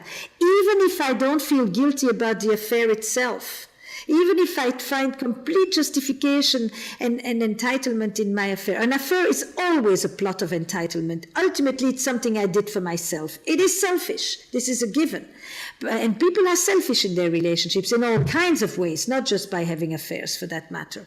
So the first thing is my acknowledgement, the guilt, then the remorse. The second one is my then proving to you how much I want to stay with you. And that means that I give you back your value, because in an affair, basically, you've been devalued, you've been replaced by someone else. And that making you, the trust is not the trust that I won't do it again. The trust is the trust that I love you and I want to be with you. And I think that's one of the big misconceptions that often people have. It's like, how can I trust him or her? To what? To not think about the other person, to not call, to not do it again. So what if they don't do it again, but they stay cold like like an ice block? That's useless. You want the person to be back with you, to claim you again, like they did in the beginning. And this is why sometimes people will tell you in the aftermath of an affair, people are having levels of conversations at a level of depth and honesty that they haven't had in years. And sex like they haven't had in years, because they find themselves back at the beginning, because nothing is certain anymore. That's it. Exactly what you described. They finally brought the edge home. Yeah, that's in a crazy way. But from that place, they can start to rebuild. And so the first crisis phase is really the doer has to be responsive to the person who was hurt. And in the second phase, it's really more what it did to you and what it meant for me. And it's me understanding why you did this, how you got there. And for that, you have to really have a whole different set of questions than the typical, give me the list of all the hotels that you were at. That tells you nothing. That tells you nothing. What you really want to understand is what was that like for you, where, and how was it, and how is it for you to come home? And you have to feel okay to say, I love this person. I hate this person and I love this person. I want to kick you and I want to hold you. And I want you to get the fuck out and I want you to kiss me. And all of these contradictory feelings are happening all at once. And at this particular moment, I feel more alive with you than I probably have felt in years. And I am in pain, but alive. And it's this mind fuck that you're in at this point. And from that place, I have to tell dozens, hundreds of people, it's totally okay to say, I will work this through because I still like you, despite the fact that you've done all of this to me, or I still want to be with you, and not to feel that the shame in staying, because the only thing today that has dignity is to leave. Leaving is not Explain that. That's crazy. It's like I watch couples do this, and I watch the friends around them say, both men and women, just dump them, get rid of them. They may have invested 10, That's 20, right. 30 years. They actually do love each other. That's right. But the social influence today is so different. Why? I think it's a number of things. First of all, for many, many years, when men cheated, women had no option but to stay.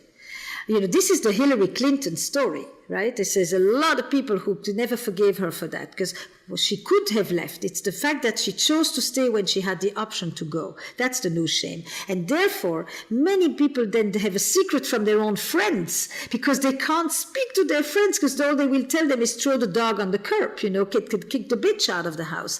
So it's this bizarre thing that now I have a secret from the people who should help me, about what my partner did to me. It really is a strange situation. So the first thing is, I think for many women, they had no option. And so now that there is an option, the sense is you really should go. The second thing is infidelity has become the leading cause of divorce in the West, because it's become the ultimate betrayal, because it shatters the grand ambition of love, because I thought I had found the one. And this tells me I'm not. I'm not your one. I actually am replaceable. I'm not indispensable. And that shatters my identity, which it doesn't do in the traditional world at all. This is not what it's about. And this idea that it's become a bigger, in the United States, people are more judgmental of infidelity than they are of cloning, of suicide, of many other things. It's a bigger betrayal than anything else. It's very, very interesting how this has become the break of the contract. You can steal my money, you can beat me, you can do a lot of things. You can be contemptuous to me, you can be neglectful of me. None of these other betrayals, people will say, you should leave, you should leave, you should leave. This one, it's like one strike and you're out. And that needs to be... And is that true worldwide, though? Is like, in a place like France or places of that nature, isn't there a different cultural association, or is the American culture kind of spread to the whole world now? I think the American culture has spread. I mean, this comes with individualism as well. In France also, infidelity is a leading cause of divorce. And for all of you who think I have a French accent, I'm from the Flemish part of Belgium. I'm not French. But Clear your name.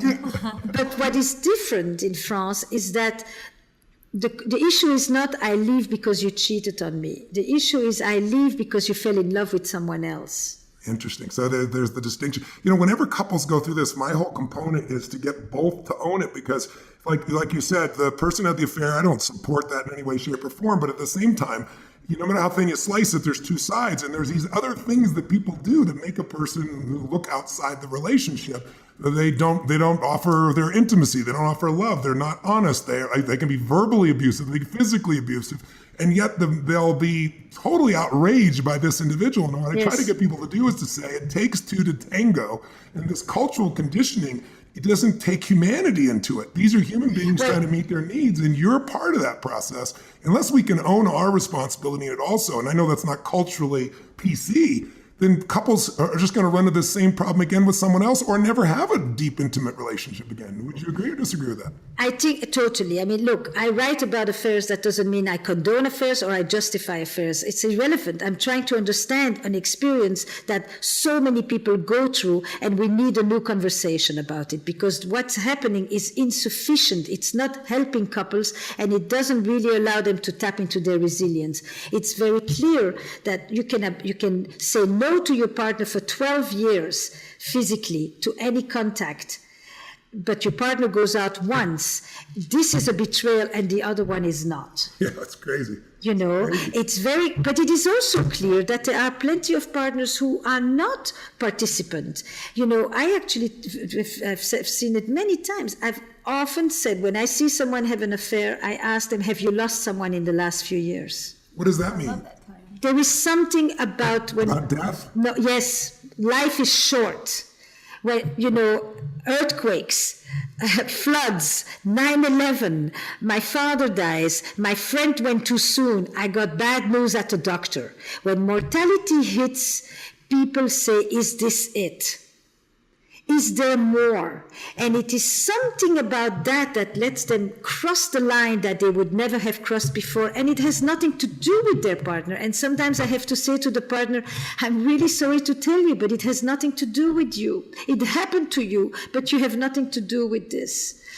Can you understand that? And that, no-fault affairs, people don't understand that. No-fault divorce they finally got, but no-fault affairs they still don't understand. It is this person's responsibility. And you may have some compassion for it, and ultimately you learn to understand it. He didn't do this, or she didn't do this to do something to you. He or she did this to do something for themselves. Mm-hmm. And they're Go ahead, Mary. Well, no, Esther, I love how you're always constantly just expanding the definition of sex and the meaning of why someone might ever step out. I've heard you say before that people often do what they think they're allowed to do. And even just hearing the first time you taught that, when, and hearing the couples interact in your podcast, it's true how sometimes where there's loss of a loved one, of a parent, or grief, that all of a sudden, in some cases, that might be the first opportunity of permission that a person feels like. Correct. I'm now in tone, like how you teach, you get what you tolerate. In the same ways, it's like to feel how someone's rules can bend in situations contextually, I think has been so important for me to learn myself. of explaining my own behavior, and in partners that I've been with, just, wow, that makes sense. That maybe had nothing to do with me, whether I'm the one doing it or on the other side. Just the motivations behind things, and it's just the questions that you both bring people to ask of themselves and of their partners is so invaluable. What would you But you know, Mary, can I just add something to that? Cool? Yeah. What would you say to someone, Mary, you shared an experience with me at one point, if you discover that someone you're in a relationship is having an affair with you, so how does somebody deal with that moment? Say that again? What would you recommend for someone if they discover, inadvertently, for example? I was sharing with Tone in the age of so many digital relationships, and just with computers and laptops and phones always accessible in relationships, I have had an experience where it's like in 1 second, your whole, a whole year of your life can unravel if you find something of your partner's, whether you meant to or not. And just the impact of that moment today, that I think is probably a pretty common experience for people, where in 1 second, oh my God, my whole life just unraveled. Because we found something else. And I say it is absolutely gutting, because you no longer just find a little receipt in the pocket. Today you find the entire digital archive, and so it's a death by 1,000 cuts. And that's all I can say. I say, oh my God, this is gutting. Do yourself a favor. Don't read every message. Don't. You won't be able to get them out of your head. Don't look at the pictures. It's like watching the towers burn after 9/11. Don't stand there and stare and freeze. I have a dear friend who I love dearly, who his lady had an affair, his wife had an affair, and he found videos, and he watched all the videos, and it just destroyed. I said to him, why'd you do that? But it's like, you often say, like, if someone has an affair and you're trying to heal it, don't ask them all the details. Don't ask them, were they better than me? Don't ask them, where did you meet? Those questions people want to ask. Why should they not ask that? And why do people? Or Esther, also, like, what are the questions to ask? And yes, what it's are the even quality better. questions to go to your partner when you want to just be like, what the heck? What the heck? This woman's been dropping F-bombs like crazy. I don't know that stuff. I'll say that. Keep going. So what do you suggest? Somebody discovers this. What should they do? What should they communicate? How should they deal with it? So the first, it's a lot of different things, and part of that is actually where the podcast comes in. The podcast was really, it's a lot of things for the podcast, but because I for the first time opened the door of couples therapy. Nobody actually knows what goes on in the antechamber of a couple's lives. That's the whole thing, and couples have, and nobody talks about this. So I wanted these conversations to become public. For a long time, the wise person sat in the center of the square, and now they're sitting in some office with closed doors. And to open those conversations again is to bring the wise person back into the village, in the middle, and have the windows open up. So what I say is, what do you know so far? What do you know? Do you know the person? Have you wondered about this? Are you surprised? Have you been suspicious? This is a bucket here. They're not in order. Have you been suspicious of this? Has there been any signs for you that you began to wonder, is something going on? Do you want to know more? When they have a question, I always say to them, do you want to know the answer to your question, or do you want your partner to know that you have the question? That's really brilliant. Do you understand? Yes. Because I want you to know, I'm asking myself, did she scream? Was she but I don't want to know the answer, because the answer I will stay awake months later, still churning in my head with that answer. But I want you to know where my head takes me. And it takes me to these crazy places. Like I can't recognize myself with my obsession and with my scavenging for the truth. And then I want to know, I would say, look, I completely know you want to immerse yourself in the digital archive and just spend your night there reading. I promise you, this is, you make your first question. So what you want to ask is, were you looking for this? Were you looking for this, or did this just happen and you didn't resist it? How did you justify it to yourself? What gave you the permission? Did you think about me? Did you think about how it would affect me or us? Were you afraid to lose me? Did you want me to find out? Did you hope I would never find out? Did you think about our children? Why this person? You know, what? Because I think it makes a big difference if you go to the best friend or if you go to somebody that nobody knows. I mean, there are gradations here of betrayal, you know. What was it like when you would come home? You know, do you think I should forgive you? Do you wish I didn't forgive you on some level? Do you want me to leave so that you don't have to make the decision? I have 150 questions on my list that I give them, and they can choose from there. But those are not the questions for day one.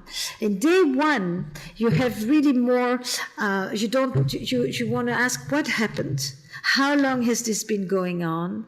Have you been safe? Do I have something to worry about? Is there another child? Do I know this person? Is this person likely to come after us? You know, I saw this couple a few days ago, and the wife absolutely wants to go and meet the other woman, and he's begging her not to go. Why? Because I think he lied so much to the other woman that he would think he realizes it's monstrous. It's monstrous. For so many years he lied so much to the other person, and then he thinks the wrath of the other person is going to make her want to destroy them, which is totally understandable too. I mean, there's a reason people talk about crimes of passion, even if there's not a literal crime, you know. And then I heard yesterday that she didn't go to see the other woman, but the other woman came to their house. And it's devastation. I mean, this is everyday therapy. This is not like a once a week kind of thing. You're holding a system. And what you want in the beginning is not to make any decisions. Your limbic system is hijacked. You can't think. Yeah, don't make decisions. And don't confuse the feelings about the affair with the feelings about your marriage and about your life and about the fact that your whole life is a lie and is a fraud. All of these thoughts are totally normal and natural, but don't make decisions based on that. You want to be as much calm as you can. You need a container. You need a good therapist who holds this for you, who gives you reassurance, who tells you that you will get through this one way or another, together or apart, but you will. You want calm, structure, reassurance, and you want to make sure that you're safe. And if you need to leave the house for a few days, you leave the house for a few days. And you want to find one or two people that you can talk to and who are not going to tell you what you should do, who are going to be there as friends and just listen while you figure it out, rather than project their own ideas on what you should do and how you should live your life. And that's what you're going to do for the first month or two. That's it. That's a plenty. So tell me, you know, the beauty of you with this podcast. Let's talk about this because we're going to be wrapping up, and I want people to have a place to get resources. You know, one of the things that Sage and I did years ago is created an ultimate relationship program, and instead of just talking about these principles, let's take real interventions and let's show real people raw as it's happening. And I haven't seen anybody else do that before, other than now you're doing that. I'm thrilled you're doing that. And one of the things that shows up when I looked at some of these, I was struck by how often people talk about what they weren't getting, and you ask them, did you ever ask for it? Yes. And people, why don't we, like almost universally, people don't ask. I'm going to give you two questions. Why don't we ask, and then we've talked about this, what are the 2 or 3 things you must not do in this situation? What are 2 or 3 most important things to do in this situation? Then I'm going to lead you to the final question, which is, can real greatness come, of goodness come from healing an affair? Yeah. So, the podcast came about because I had worked on the Showtime series, The Affair. And somebody from TED. Oh, the fictional series you're talking about. Yes, right? I was the consultant on that show. And then June Cohen from TED came to me and said, we would like to do something similar in a podcast version. And I said, couples is not like that. He said, she said. In couples, actually, and it can be romantic couples, but I work with co-founder couples in companies. I mean, it's all couples. It's often what I say that I didn't mean to say, but that then makes you say the thing that you didn't really want to say either, but you think that I made you say this thing, and then I think that you set me up to do something, which then leads me to say the thing that I've been wanting to tell you for so long, but I didn't mean to say to you in those circumstances, and it goes like that in this total circular thing. Oh my God. Tony's laughing when I totally relate to everything you just said, so I don't know what I'm missing. Oh my I'm nodding my God. head like exactly, and Tony's laughing at what you're saying. So I said, if you want to try a podcast on that, I would love to show you what couples are really like. And I said, come and let's do one session. We've had almost 1,000 couples apply just to be on the show. And the first season has more issues related to infidelity, sexuality, other issues. But now we are in season 2, which will be released on October 6th, and everything's going on iTunes. And, I'm doing all kinds of couplings, all kind parents. I'm going to do siblings. I'm going to do male friends. I mean, it's really is going to look at dyads. I'm going to do co-founders, and I wanted to. What happens is that when you listen to the others, you actually realize that you're standing in front of your own mirror.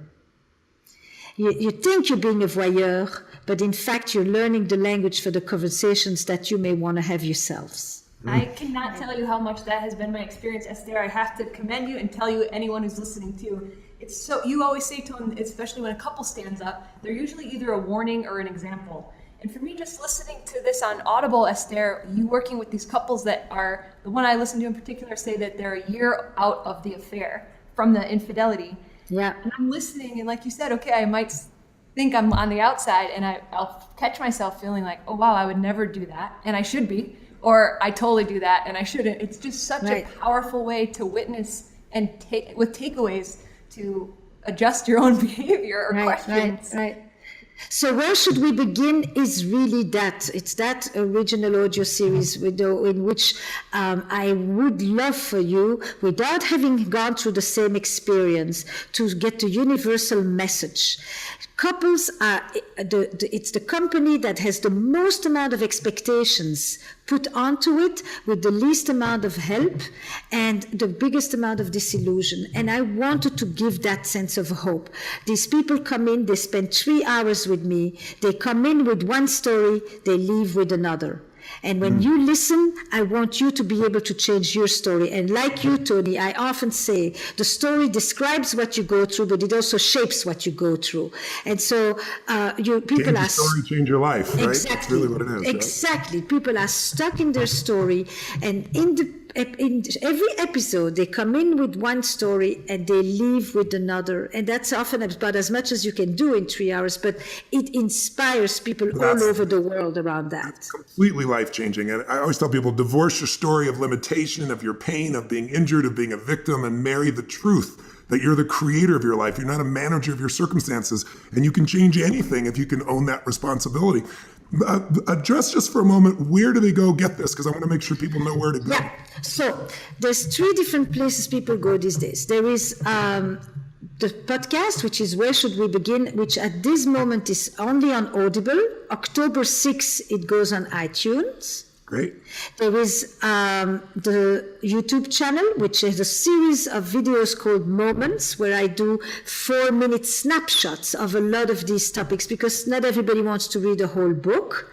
And so it's on multiple subjects related to relationships, always thinking about how I can make people have better relationships with that sense of aliveness and vitality that they want, and how can they learn it to do it. And then there is a thing which I think is very interesting for the people that are with you. It's called Sessions with Esther Perel. And basically, like you, I think that you're somebody who talks to a lot of different people, but a lot of people today are having siloed conversations.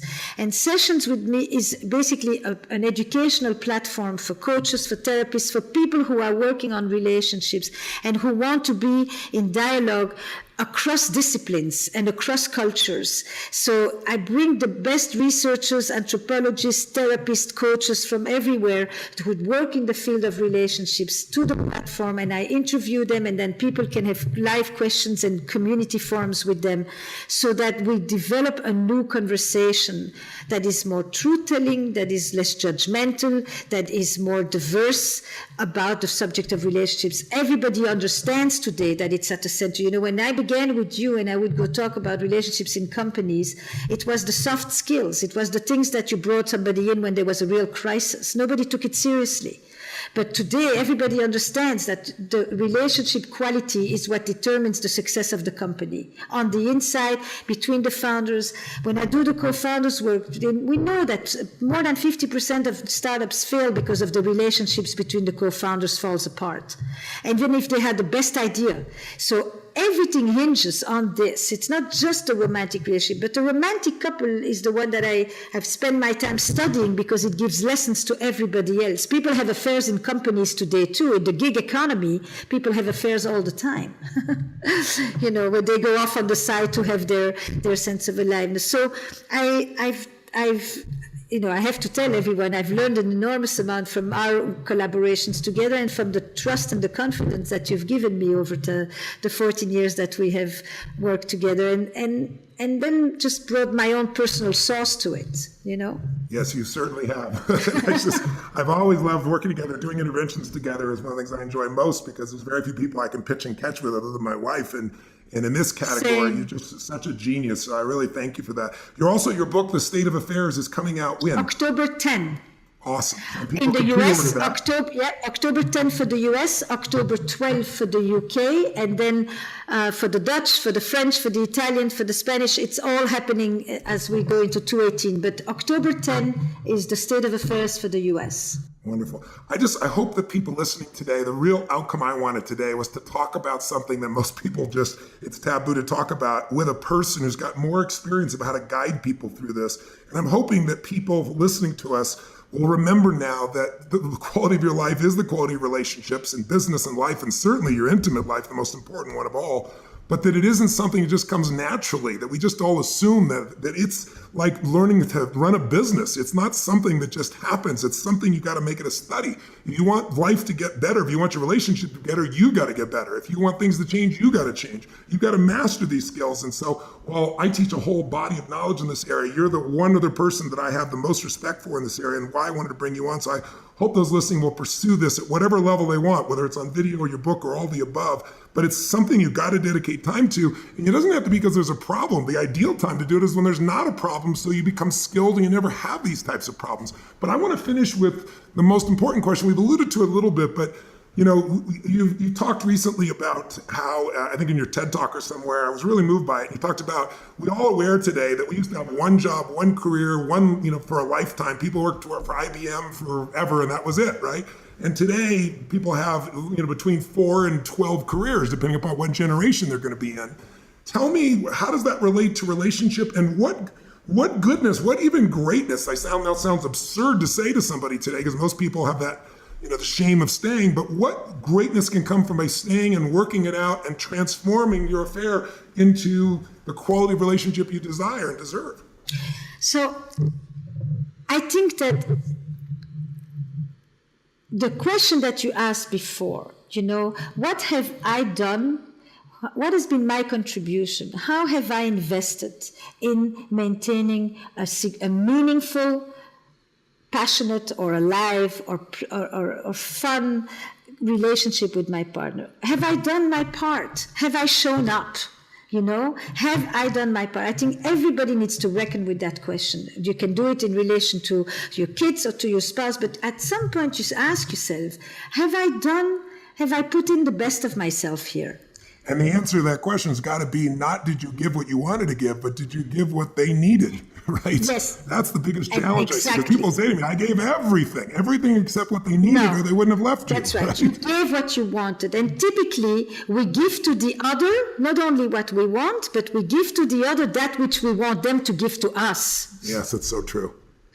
You understand? Yes. So if I like to be left alone when I'm upset, I tend to do that for you. In fact, you are the person who really needs a hug when you're upset. We tend to do for the other that which we want them to do for us, and that is not what they want from us. So are you able to actually set yourself aside for a moment and listen and pay attention to what they ask? And can you do it gracefully? Can you actually do something for the other just because it makes them feel good? And then, like you, I would jump right away to the other person and I'd say, and can you receive the fact that somebody did something just because it's you, even though they would never do it if you were not there?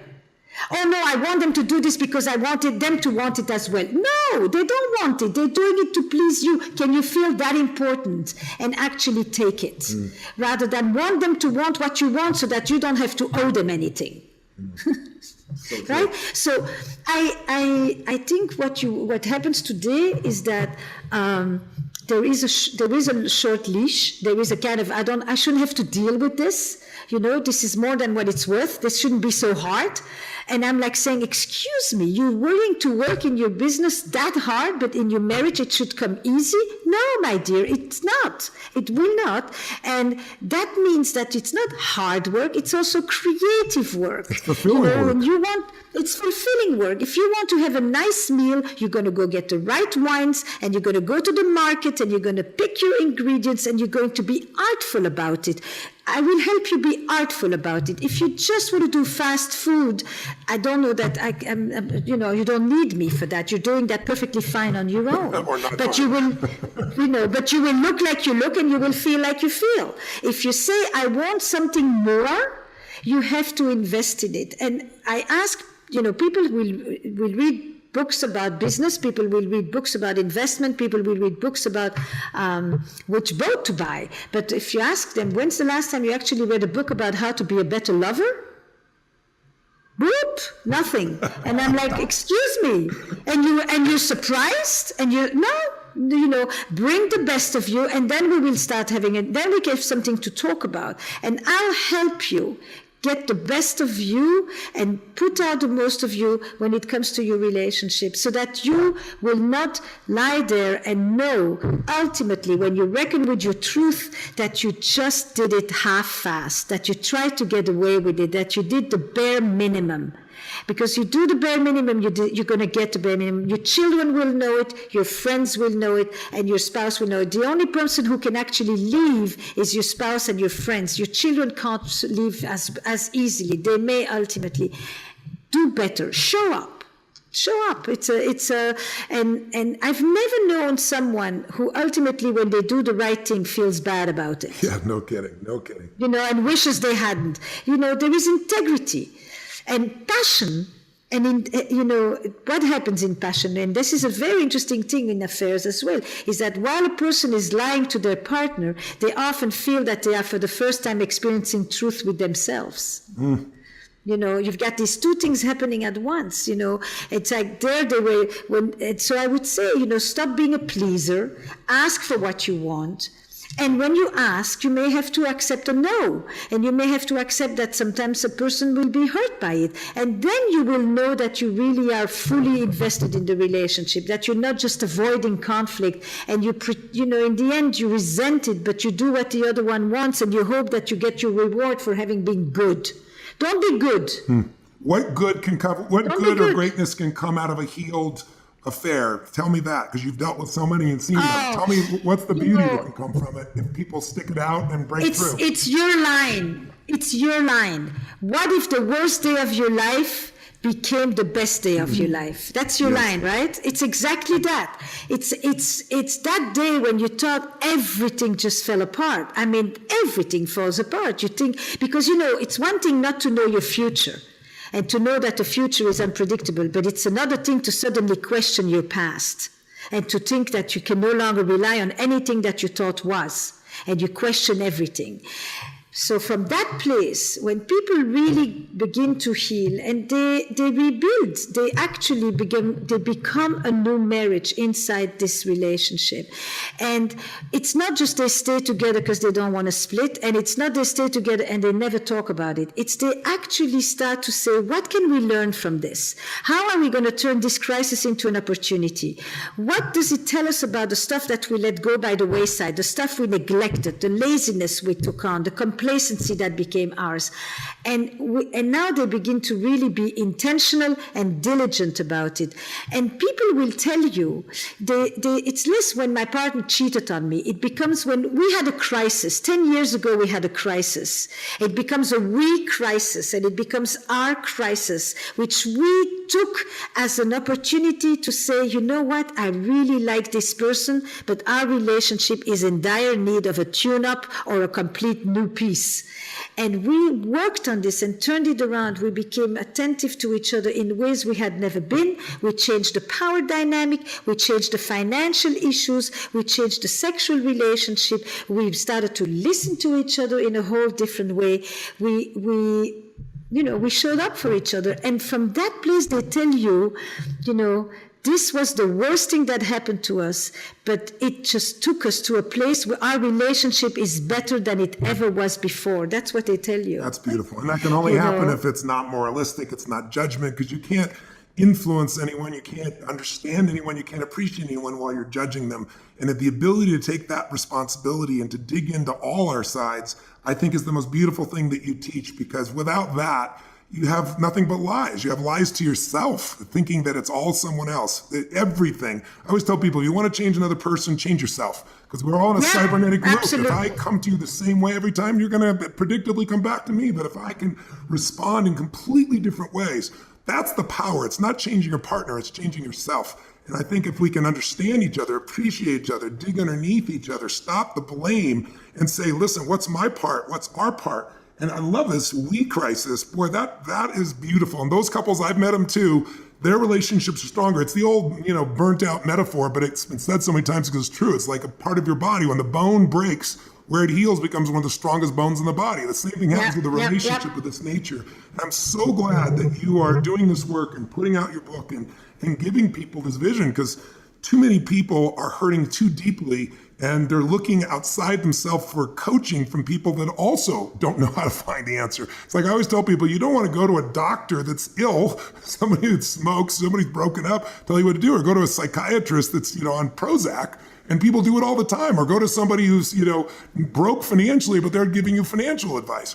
It's like, this is the beauty. You've really studied the best patterns out there and you've brought the truth to people, and the truth can set everyone free. So I hope people are inspired by this session. I'm excited to see you. We're going to see you again in Maui here with our Platinum Partners in October. So I'm looking forward to that again. Yes. As we're going to leave, is there anything we've not shared that you want to leave as a final note? Because I know I got you on your airplane here. I think I've taken you over your time. I don't want you to miss your flight.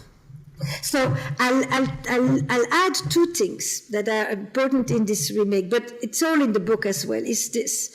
When you ask a question, don't go for the sordid details. Don't ask the detective questions. Ask the investigative questions. Ask the ones that help you understand who your partner is and what this will represent for the two of you. That separation is so crucial. It doesn't matter how many orgasms the other person had, or if the scarf cost 300. It's bad. That's it. It will be worse than what you thought anyway. Don't worry about that. So I can tell you, and no matter what you ask, there is more. There is more that you will never know, always. Trust is a leap of faith. Trust is an active engagement with the unknown. This is what happens when you meet a partner in the beginning, and this is what happens when you rebuild a relationship after an affair. You trust as an active engagement with the unknown. That's a Rachel Botsman quote, a great woman who talks about trust. And the second thing is, and now I forgot what the next thing was going to be. Well, think I'll plant a seed while you're thinking. I always tell people there's two forces, fear and faith. What's the difference?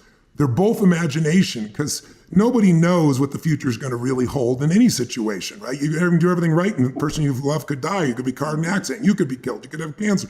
But the difference between fear and faith is they're both imagination, but fear is imagination undirected, where you let the environment run you. It's like weeds. It grows automatically.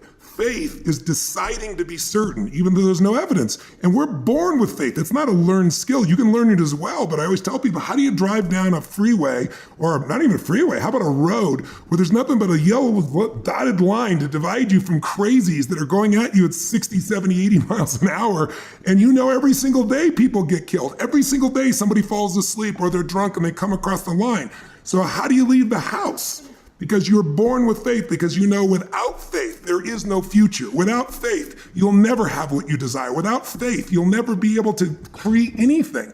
And creating faith in the middle of uncertainty is what leaders do. And people that listen to this type of podcast are those types of individuals. So I'm calling to them, saying, bring the certainty that you use in sports, or use in business, or use to lead, or use with your children. Bring that to this situation and you can make it stronger than it's ever been before. But if you allow fear to dominate you instead of faith, then there's nothing that's going to make anything last in your life long term. You'll just leave this relationship only to find yourself in a new bag of challenges in the next one, or finding yourself alone because you're afraid to re-engage. Beautifully said. Beautifully said. And I love our conversations, and I want to continue the conversation with all of the people that are listening to us here today. And that means you find me on all the social channels as well. I think that this is a time in the world where listening has become crucial, because people are not listening to each other nearly enough, and everybody is talking pretty much in echo chambers. And listening to your partner at a time when things are the most polarized is your biggest challenge.